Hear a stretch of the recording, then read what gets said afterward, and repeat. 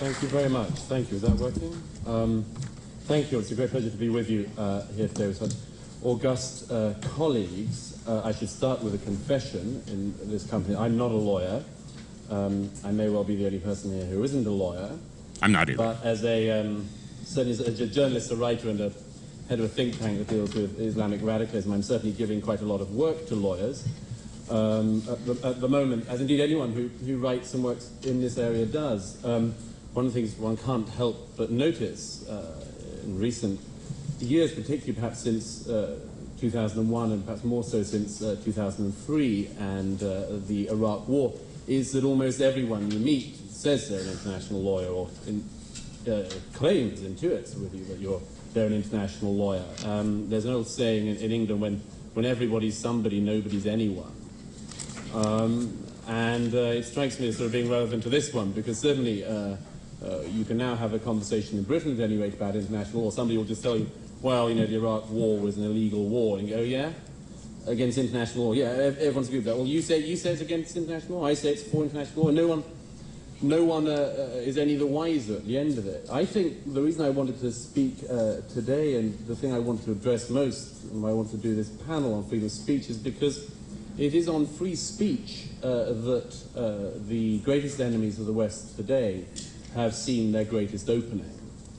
The common enemies of Britain and America know they cannot win the battle of ideas in a free and open terrain, and so they have decided to shut down that free and open terrain, and they are being, I have to say, fairly successful about that. You'll all know the case of the Ehrenfeld case, where Rachel Ehrenfeld's book, that wasn't published in Britain, could nevertheless have the now late, I'm glad to say, Sheikh bin Mahfouz, attempt to prosecute her through the courts of Britain, in the British courts. This was something I'm glad that the American courts have helped to sort out, but those of us in Britain remain under this problem to a great extent.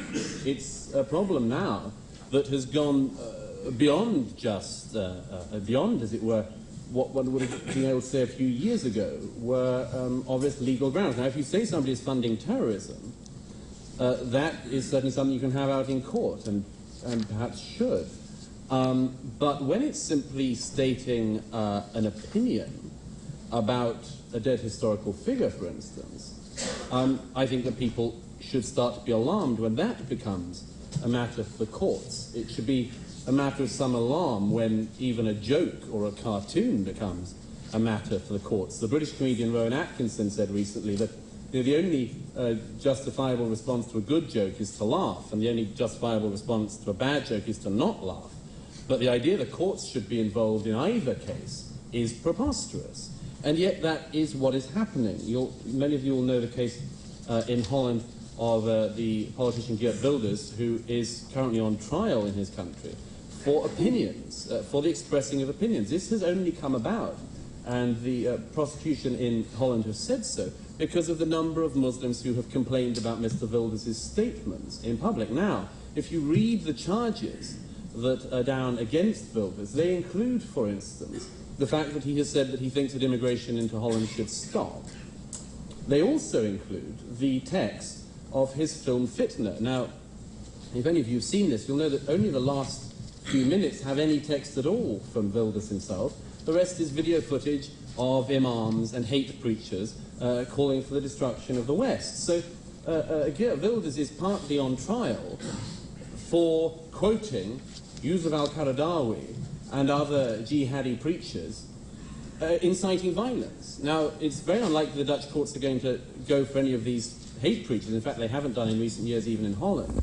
But they are going for somebody who's reporting that hate speech. The same case, of course, you'll know, came up recently, and I'm sure that Mr. Kotler will be able to talk about this in greater detail. The same case has come up in Canada, obviously with particularly the Stein Levant trials in these kangaroo Mickey Mouse courts.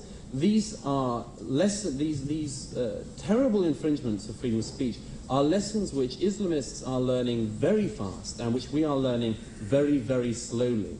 A terrific example cropped up the other day. The Danish magazine, left-wing magazine Politiken, a few years ago, 2 years ago, republished one of the Danish cartoons of Mohammed. And it did so in solidarity, along with other Danish newspapers, after the cartoonist in question had another attempt on made on his life. Now, Politiken last year received a letter from a Saudi lawyer. He claimed that he was acting on behalf of 94,923 descendants of Mohammed. Now, I know he got around a bit, but I, by any judgment, would think this was a preposterous to claim. Incidentally, it's interesting that also the first complainant against Mark Stein claimed that he was a descendant of Mohammed, as if this gives you special protective status in the eyes of any court. Well, Politiken amazingly accepted this Saudi lawyer's threat. He said, unless they publish the following retraction within the following amount of time, he would take action on behalf of these descendants of Mohammed for defamation. I cannot imagine how that could have gone ahead, but the threat itself was enough to ensure that Politiken did indeed publish the the apology in exactly the format requested of the Saudi lawyer. This is a terrible situation we're getting into, and as I say, it is very, very effective what is happening. What is now happening in my country, and I think in many European countries, is effectively an inversion of truth and falsehood, and an inversion of what is hate speech and what is not. Every week in the UK, I wrote about this recently, it's in the Wall Street Journal, every single week in the UK there are hate preachers going around campuses who teach the murder of Jews, the murder of homosexuals, the murder of other ethnic minorities, and so on. None of these people are being prosecuted for hate speech. But anyone who attacks them and criticizes them, sure as hell will be. A great example just came up last year when, of course, Geert Wilders, who I mentioned earlier, was due to come into the UK to give a speech in the House of Lords. You'd have thought it wasn't that big a problem, a Dutch parliamentarian coming and speaking to British parliamentarians, but the Home Secretary in Britain decided that she would try to keep him out. I found out that only a few weeks later, the spokesperson of the terrorist group Hezbollah was due to come to the UK, not only to come into the UK, but was being paid to come into the UK by UK universities to give a hate speech tour. Now, we'll, I'm sure, discuss later in the day the whole idea of international jurisdiction and arrest warrants, but to my mind it is preposterous as societies that we have found ourselves in a situation where an elected parliamentarian of a neighbouring country cannot come into our country, but that a terrorist facilitator can. Yet that is the norm. The reason 2 minutes. I say all these things and why I wanted to wind up on was this, that you all know the famous judgment of Judge Oliver Wendell Holmes about not having the right to shout fire in a crowded theatre. You also know that this is almost always misquoted. Wendell Holmes said you don't have the right to falsely shout fire in a crowded theatre. The reason this matters is because in the current situation in Europe and other countries, many of us deem it to be the case that the theatre is indeed on fire. And we are being prosecuted and subjected to very often exceedingly flippant and deliberately time-wasting legal practices and legal exercises to stop us pointing out this truth. The final thing, if I may, is this. There is an increasing tendency coming also, I think, from America at the moment on this matter, which is making things harder, and I just want to flag it up today. I was at a dinner last week where President Obama's envoy on anti-Semitism gave a speech. It was by and large a very good speech, but she fell into one trap I just wanted to warn about now, which is in the whole discussion of hate speech, there is a terrible poisoned chalice being offered to people, and it is this. Many Muslim demagogues are using this. They say, we will criticize anti-Semitism if you will join us in criticizing Islamophobia.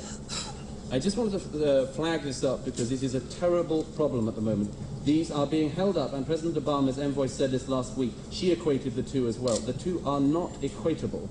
Anti-Semitism is hatred of the Jews as a race. Islamophobia is, as far as I understand it, anything that any single individual Muslim finds offensive at any one time. It's only been a word that's been around for a few years, and yet it's strangely already being written into law. It's being written into law in my country, it's being written into law in Holland, in Denmark, in Canada, and other countries. I hope we can do everything we can to push back against that. Thank you.